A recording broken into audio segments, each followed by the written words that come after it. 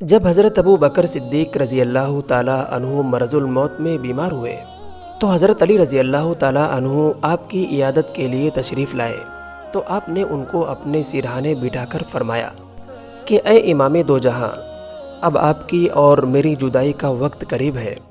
میں چاہتا ہوں کہ جب میری روح اس خاکی بدن سے جدا ہو جائے اور مجھے غسل دے دیا جائے تو آپ اپنے ہاتھوں سے مجھے کفن پہنانا، کیونکہ آپ نے انہی ہاتھوں سے رسول اللہ صلی اللہ علیہ وسلم کو غسل دیا اور کفن پہنایا تھا، اور پھر میرے جنازے کی نماز پڑھ کر رسول اللہ صلی اللہ علیہ وسلم کے روضہ انور کے سامنے رکھ دینا اور میری طرف سے عرض کرنا کہ یا رسول اللہ، یہ آپ کا غلام در اقدس پر حاضر ہے، آپ کے قدموں میں دفن ہونا چاہتا ہے، اگر خود بخود روضہ انور کا دروازہ کھل جائے تو اندر دفن کر دینا، ورنہ پھر عام مسلمانوں کے قبرستان میں دفن کرنا۔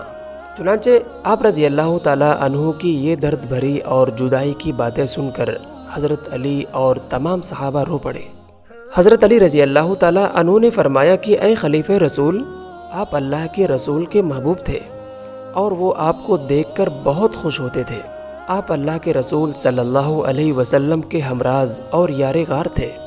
رسول اللہ صلی اللہ علیہ وسلم نے آپ کو کسی وقت بھی اپنے سے جدا نہ کیا۔ آپ رسول اللہ صلی اللہ علیہ وسلم کے وزیر اور مشیر تھے۔ اے خلیفہ رسول، میں آپ کو دیکھ کر رسول اللہ صلی اللہ علیہ وسلم کا غم بھول جاتا تھا، مگر افسوس اب آپ بھی جدائی کا غم دیتے ہیں۔ یہ فرما کر حضرت علی رضی اللہ تعالیٰ عنہ روتے ہوئے تشریف لے آئے۔ حضرت حسن رضی اللہ تعالیٰ عنہ کا بیان ہے کہ جب آپ کی وفات کا وقت قریب ہوا تو آپ نے نانی اماں عائشہ رضی اللہ تعالیٰ عنہا سے فرمایا کہ بیٹی، یہ بکری جس کا ہم دودھ پیتے تھے اور یہ پیالہ جو ہم استعمال کرتے تھے اور یہ چادر جو میں اوڑھتا ہوں، یہ سب چیزیں بیت المال کی ہیں۔ جب تک میں نے مسلمانوں کی خدمت کی، ان سے فائدہ اٹھایا، اب میرے مرنے کے بعد تم ان چیزوں کو بھائی عمر کے پاس بھیج دینا۔ یہ سن کر حضرت عمر رضی اللہ تعالیٰ عنہ نے فرمایا کہ اللہ تعالیٰ رحمت فرمائے آپ پر اے خلیفہ رسول اللہ، بے شک ہم سے آپ کے برابر پرہیزگاری نہ ہو سکے گی۔ کتابوں میں آتا ہے کہ حضرت ابو بکر صدیق رضی اللہ تعالیٰ عنہ نے صبح کو غسل کیا۔ سردی کی وجہ سے آپ کو بخار ہو گیا تھا اور جس پاؤں میں غار کے اندر سانپ نے کاٹا تھا اس میں جلن پیدا ہو گئی۔ کمزوری اور تکلیف کی وجہ سے مسجد میں نہ جا سکے، اس لیے حضرت عمر رضی اللہ تعالیٰ عنہ کو فرمایا کہ آپ نماز پڑھائیں۔ آپ رضی اللہ تعالیٰ عنہ نے پیر کے دن شام ہونے سے پہلے 22 جمادی الثانی کو 63 سال کی عمر میں وفات پائی۔ انا للہ و انا الیہ راجعون۔ کتابوں میں آتا ہے کہ آپ کی ساری عادتیں رسول اللہ صلی اللہ علیہ وسلم سے ملتی جلتی تھیں، اور آپ کی وفات شریف کا اصلی سبب آپ صلی اللہ علیہ وسلم کی جدائی کا صدمہ تھا۔ آپ رضی اللہ تعالیٰ عنہ نبی صلی اللہ علیہ وسلم کے غم میں گھل گئے تھے۔ حضرت عائشہ صدیقہ رضی اللہ تعالیٰ عنہا کا بیان ہے کہ وفات سے تھوڑی دیر پہلے آپ نے پوچھا کہ بیٹی، رسول اللہ صلی اللہ علیہ وسلم نے کون سی دن وفات پائی تھی؟ میں نے کہا کہ پیر کے دن۔ آپ نے فرمایا کہ آج کون سا دن ہے؟ اماں عائشہ رضی اللہ تعالیٰ عنہا نے کہا کہ آج پیر کا دن ہے۔ فرمایا کہ بس آج شام تک میں زندہ ہوں، اگر میں شام تک فوت ہو گیا تو میرے دفن کرنے میں دیر نہ کرنا۔ مجھے سب دنوں سے اور گھڑیوں سے وہ گھڑی بہت پیاری ہے کہ میں اپنے محبوب صلی اللہ علیہ وسلم سے جا ملوں۔ چنانچہ تمام صحابہ کو آپ کی وفات سے بڑا غم ہوا۔ خاتم الخلفاء حضرت علی رضی اللہ تعالیٰ عنہ بے قراری سے فرماتے تھے کہ افسوس، آج رسول اللہ صلی اللہ علیہ وسلم کی خلافت ختم ہو گئی اور دین کی روح جاتی رہی۔ اے خلیفہ رسول اللہ صلی اللہ علیہ وسلم، رحمتیں ہوں اللہ کی آپ پر کہ آپ اللہ کے محبوب تھے۔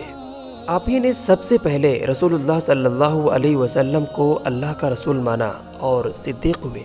آپ کی ہر ایک بات نبی علیہ السلام سے ملتی ہے۔ فرمایا کہ اے خلیفہ رسول اللہ صلی اللہ علیہ وسلم، بے شک آپ انبیاء علیہ السلام کے بعد سب لوگوں سے سب سے بڑا مرتبہ رکھتے ہیں۔ قسم ہے اس ذات پاک کی کہ جس کے قبضے میں میری جان ہے، ہم ہر قول و فعل میں آپ سے آگے بڑھنا چاہتے تھے، مگر آپ ہی ہم سے آگے بڑھ جاتے تھے۔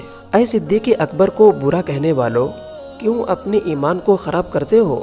ذرا سوچو تو صحیح کہ جس کو تم برا کہتے ہو اس کے شیر خدا حضرت علی رضی اللہ تعالیٰ عنہ تعریف کرتے ہیں چنانچہ صدیق اکبر رضی اللہ تعالیٰ عنہ کو آپ کی بیوی صاحبہ اور آپ کے صاحبزادے حضرت عبد الرحمن نے آپ کو غسل دیا، اور حضرت علی رضی اللہ تعالیٰ عنہ نے آپ کی وصیت کے موافق اپنے ہاتھوں سے کفن پہنایا، اور حضرت عمر رضی اللہ تعالیٰ عنہ نے آپ صلی اللہ علیہ وسلم کے روضہ اور منبر شریف کے درمیان ایک بہت بڑی جماعت کے ساتھ جنازہ کی نماز پڑھائی، اور آپ کی وصیت کے موافق روضہ انور کے سامنے آپ کے جنازے کو رکھا اور عرض کیا، السلام علیکہ یا رسول اللہ۔ یہ جنازہ آپ کے یار غار کا دروازے پاک پر حاضر ہے، آپ صلی اللہ علیہ وسلم کے قدموں میں دفن ہونا چاہتا ہے۔ یہ کہتے ہی حجرے شریف کا دروازہ خود بخود کھل گیا اور غیب سے آواز آئی کہ ملا دو حبیب کو حبیب سے، کہ حبیب کو اپنے حبیب سے ملنے کا شوق ہے۔ چنانچہ جنازے کو حجرے میں لے گئے اور آپ صلی اللہ علیہ وسلم کی داہنی طرف کندھے شریف کے پاس قبر تیار کر کے اللہ اور رسول کی اس امانت کو دفن کر دیا۔ کیا شان عظیم ہے کہ حضرت ابو بکر صدیق رضی اللہ تعالیٰ عنہ ہمیشہ اللہ کے رسول صلی اللہ علیہ وسلم کے ساتھ رہے۔ ہجرت کے دن غار میں رسول اللہ کے ساتھ، اور آج قبر میں رسول اللہ کے ساتھ، اور کل قیامت کے دن بھی رسول اللہ کے ساتھ۔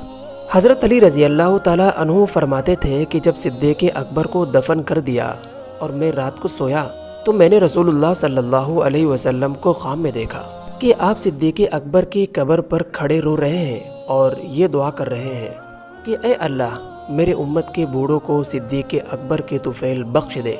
لکھا ہے کہ جب حضرت ابو بکر صدیق رضی اللہ تعالیٰ عنہ کی وفات ہوئی، تمام مدینے میں اندھیرا سا پڑا ہوا تھا، ہر گھر اور گلی کوچے سے رونے کی آواز آتی تھی۔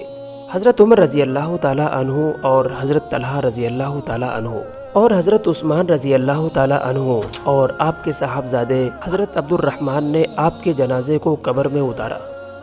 حضرت ابو بکر صدیق رضی اللہ تعالیٰ عنہ کے حلیے کے بارے میں لکھا ہے کہ آپ کا قد لمبا اور چہرہ گول تھا، منہ مبارک بہت خوبصورت اور بدن مبارک ہلکا اور پتلا تھا، رنگ گورا زردی مائل تھا، ماتھا چوڑا، رخسار پر گوشت، چہرے پر رگیں ابری ہوئی اور چہرے پر پسینہ بہت آتا تھا، ناک مبارک اونچی، آنکھیں ہلکے دار بڑی خوبصورت تھیں، داڑھی مبارک لمبی اور گھنی تھیں، اور آپ نے مہندی کا خضاب بھی لگایا ہوا تھا۔